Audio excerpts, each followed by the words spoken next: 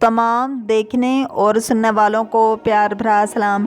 حضرت عبداللہ شاہ غازی 98 ہجری میں حضرت محمد نفس الزکیہ کے گھر مدینہ منورہ میں پیدا ہوئے۔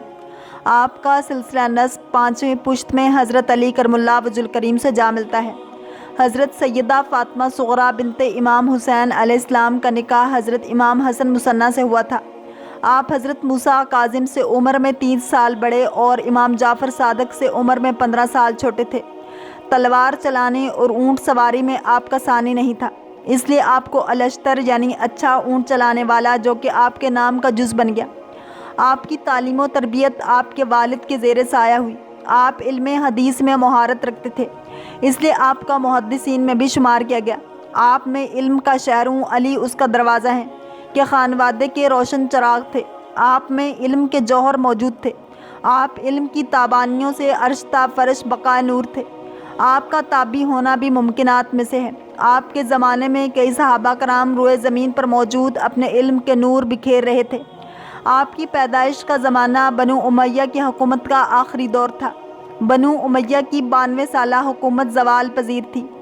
92 سالہ دور حکومت سادات پر ظلم و جبر اور بربریت کا سخت دور تھا۔ اموی حکمران اہل بیت اطہار کو اپنی حکمرانی کے لیے ہمیشہ خطرہ سمجھتے تھے۔ ہزاروں سادات شہید کیے گئے، ہزاروں جلا وطن، ہزاروں نے اپنے اعلیٰ نسب کو چھپا کر گمنامی کی زندگی گزاری۔ الغرض بنو امیہ کی حکومت کے خاتمے کے بعد 132 ہجری میں عبداللہ بن محمد صفا پہلا عباسی حکمراں بنا۔ بغداد عباسیوں کا دارالسلطنت بنا۔ عبداللہ بن محمد صفا کے انتقال کے بعد اس کا بھائی ابو جعفر عبداللہ المعروف ابو جعفر منصور مسند اقتدار پر بیٹھا۔ منصور نے اپنی حکومت جمانے اور لوگوں کے دلوں میں اپنی ہیبت بٹھانے کے لیے وہ مظالم کیے جو تاریخ کے خونی اوراق میں کسی سے کم نہیں۔ منصور نے خصوصیت کے ساتھ سادات پر جو ظلم ڈھائے وہ سلاطین عباسیہ کی پیشانی کا بہت بڑا بدنما داغ ہے۔ 138 ہجری میں حضرت عبداللہ شاہ غازی کے والد حضرت محمد نفس الزکیہ نے نظام رسالت و خلافت راشدہ کی بحالی کے لیے تحریک کا آغاز کیا، جسے تاریخ میں علوی تحریک کے نام سے جانا جاتا ہے۔ حضرت محمد نفس الزکیہ تقویٰ و پرہیزگاری کے لحاظ سے نہایت ممتاز بزرگ شمار ہوتے تھے۔ حجاز مقدس و عراق میں ہزاروں عقیدت مند ان کی آواز پر لبیک کیے ہوئے تھے۔ حضرت امام مالک رحمۃ اللہ علیہ نے آپ کی حمایت میں فتویٰ جاری کیا۔ 14 رمضان المبارک 145 ہجری میں مدینہ منورہ کے شمال میں جبل صلا کے قریب عباسی فوج کا مقابلہ کرتے ہوئے شہید ہوئے۔ نفس زکیہ بہت شجاع، فن حرب کے ماہر، قوی اور طاقتور تھے۔ ایک بڑی فوج سے مقابلہ کیا۔ حضرت محمد نفس الزکیہ نے اپنے بیٹے عبداللہ الاشتر کو سندھ اور بھائی حضرت سید ابراہیم کو بصرہ کی جانب روانہ کر دیا۔ بصرہ میں سید ابراہیم کے ہاتھوں ہزاروں لوگوں نے بیعت کی۔ بصرہ میں قیام کے دوران سید ابراہیم نے بڑی قوت حاصل کر لی۔ آپ بصرہ سے کوفہ منتقل ہو گئے۔ کوفہ میں 1 لاکھ افراد آپ کے جھنڈے تلے جمع ہو گئے۔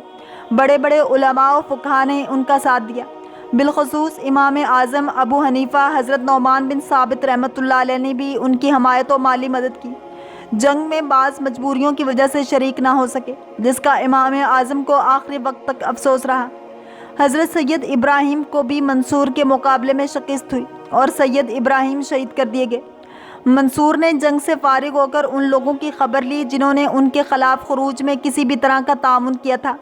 ان کے ساتھ سختی سے پیش آیا۔ کئی افراد کو قتل اور کئی کو قید و بند کی سزائیں اور کئی کو کوڑے مارے، جن میں امام اعظم ابو حنیفہ نعمان بن ثابت بھی شامل تھے۔ بعد ازاں ابو جعفر منصور نے امام اعظم کو قید میں زہر دے کر شہید کروا دیا۔ حضرت عبداللہ شاہ غازی کوفہ سے ہوتے ہوئے سندھ میں ایک تاجر کی حیثیت سے پہنچ چکے تھے۔ اس وقت سندھ میں گورنر عمر بن حفص تھا، جو سادات سے بڑی عقیدت رکھتا تھا۔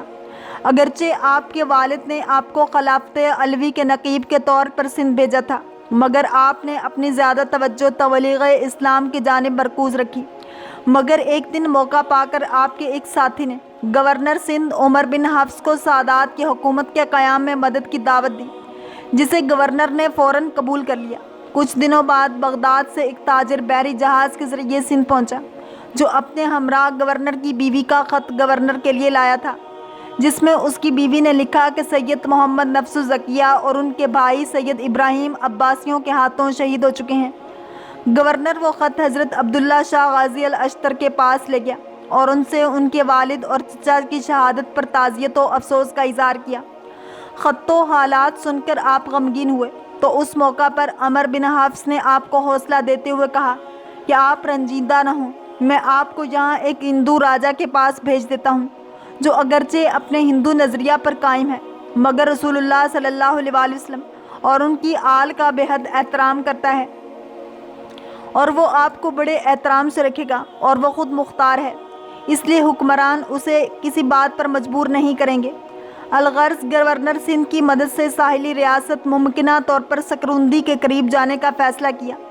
راجا نے آپ کو خوش آمدید کہا اور انتہائی عزت و احترام کے ساتھ پیش آیا اور آپ کے مشن میں شریک سفر ہو گیا۔ تقریباً 4 سال آپ راجا کے مہمان رہے۔ راجا آپ کے حسن و اخلاق و کردار سے متاثر ہو کر آپ کا نیاز مند ہو گیا اور اپنی بیٹی آپ کے عقد میں دے دی، جس سے ایک بیٹا پیدا ہوا جس کا نام محمد ابو الحسن رکھا۔ یہاں تقریباً 400 افراد مشرف با اسلام ہوئے۔ آپ نے اہل سندھ کے اندر دین متین کی تبلیغ کے ساتھ ساتھ ان کے معاشی اور معاشرتی حقوق اور سماجی انصاف کے لیے بھی شعور اجاگر کیا۔ 151 ہجری میں ابو جعفر منصور کو معلوم ہوا کہ عبداللہ شاہ الاشتر سندھ میں مقیم ہیں، جس پر منصور کی پریشانی بڑھتی جا رہی تھی۔ وہ حضرت عبداللہ شاہ غازی کو سندھ میں عباسی حکومت کے لیے خطرہ محسوس کر رہا تھا۔ اس نے گورنر عمر بن حفص سے جواب اور اسے گورنر سندھ سے معزول کر کے افریقہ کا گورنر بنا کر افریقہ بھیج دیا اور حشام بن عمر تغلبی کو سندھ کا نیا گورنر بنا کر خصوصی ہدایات کے ساتھ بھیجا کہ عبداللہ شاہ غازی کو گرفتار کرو اور راجہ کی طرف سے کسی قسم کی رکاوٹ ہو تو راجہ کو قتل کر دیا جائے۔ مگر حشام بن عمر جو خود بھی سادات کا احترام کرتا اور ان سے دلی عقیدت رکھتا تھا، اور پھر عبداللہ شاہ الاشتر کی سندھ میں غیر معمولی شہرت و مقبولیت کی وجہ سے حشام بن عمر انہیں گرفتار کرنے میں تردد کا شکار رہا۔ مختلف ہیلوں اور بہانوں سے عبداللہ شاہ غازی کی گرفتاری سے متعلق ابو جعفر منصور کو ٹالتا رہا۔ انہی دنوں میں سندھ کے ایک علاقے میں بغاوت ہوئی جو کہ عبداللہ شاہ غازی کے قیام کے قریب کا علاقہ تھا۔ گورنر حشام بن عمر نے اپنے بھائی صفی بن عمر کو اس بغاوت کو کچلنے کے لیے بھیجا۔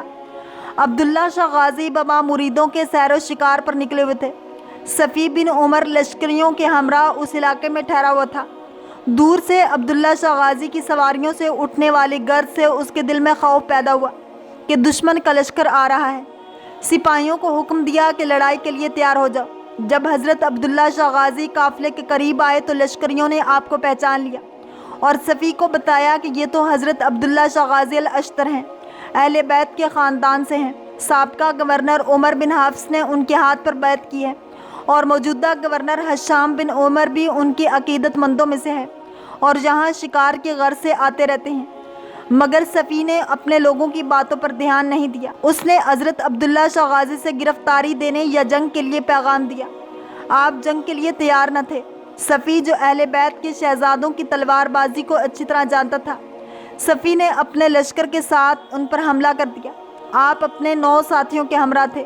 دونوں فریق آمنے سامنے ہوئے۔ آپ نے بڑی جواں مردی کے ساتھ ایک بڑے لشکر کا مقابلہ کیا۔ باوجود اس کے کہ مقابل ایک فوجی لشکر تھا، مگر آپ کے مختصر لشکر کے سامنے آنے کی طاقت نہیں رکھتا تھا۔ مقابل لشکر نے ایک ساتھ آپ پر حملہ کیا۔ آپ زخمی ہوئے۔ شاہی لشکر کے لوگ میدان چھوڑ کر بھاگ رہے تھے کہ ایک ظالم نے پیچھے سے تلوار کا وار کر کے آپ کو شہید کر دیا۔ قرب و جوار کے لوگوں کو جب آپ کی شہادت کے واقعے کا علم ہوا تو بڑی تعداد میں لوگ جمع ہو گئے۔ ادھر صفی نے اپنے بھائی گورنر حشام بن عمر کو اس کی اطلاع دی۔ گورنر کچھ نہیں بول سکا کیونکہ یہ عباسی حکمران ابو جعفر منصور کے حکم کی بجا آوری تھی۔ اس نے اس کی اطلاع بغداد میں ابو جعفر منصور کو دی۔ ادھر آپ کے مریدوں نے آپ کے جسد مبارک کو چھپا کر دور ایک اونچی پہاڑی پر لے گئے اور اسی پہاڑی پر آپ کو سپرد خاک کیا گیا۔ یہ پہاڑی کراچی کے کلفٹن کی پہاڑی ہے۔ اس وقت یہ ایک مچھیروں کی چھوٹی سی بستی ہوا کرتی تھی۔ کئی میل پر کوئی آبادی نہیں تھی۔ بحری آمد و رفت بھی اس وقت صرف دیبل موجودہ بن قاسم پورٹ پر ہوا کرتی تھی، جو اس وقت بھی کلفٹن سے کئی کلومیٹر کے فاصلے پر ہے۔ ایک روایت یہ بھی ہے کہ آپ کا سر مبارک تن سے جدا کر کے بغداد ابو جعفر منصور کے دربار میں بھیجا گیا، پھر بغداد سے مدینہ منورہ میں جنت البقیع میں دفن کیا گیا۔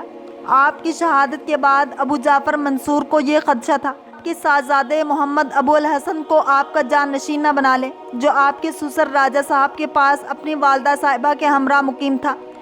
ہشام بن عمرو نے 151 ہجری ہی میں راجہ صاحب کی ریاست پر حملہ کر دیا۔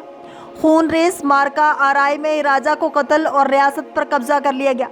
آپ کی اہلیہ محترمہ اور بیٹے کو پہلے بغداد پھر مدینہ منورہ بھجوایا گیا۔ حضرت عبداللہ شاہ غازی کا مزار کئی سو سال تک جسے مریدوں نے درختوں کی لکڑیوں اور پتوں سے بنایا ہوا تھا۔ مریدین آپ کی قبر کے قریب ہی رہتے کہ کہیں عباسی اہلکار جسم اطہر کو قبر سے نکال کر بغداد نہ لے جائیں یا نامعلوم مقام پر منتقل نہ کر دیں۔ مریدوں کو سب سے زیادہ دقت یہ پیش آتی کہ وہاں پینے کا میٹھا پانی میسر نہیں تھا۔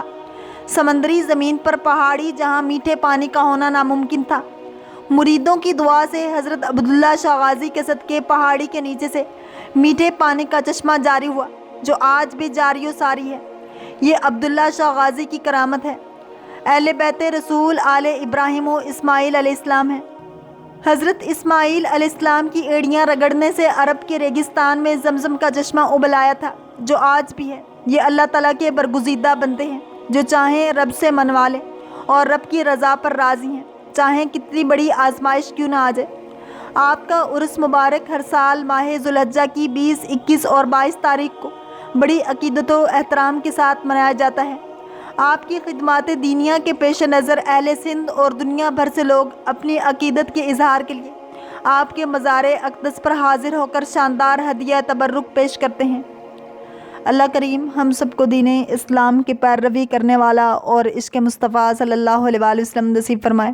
اگر آپ کو یہ ویڈیو پسند آئی ہے تو لائک، شیئر اور سبسکرائب کرنا مت بھولیے، تاکہ ایسے ہی اسلامک انفارمیٹیو ویڈیوز آپ تک پہنچتی رہیں۔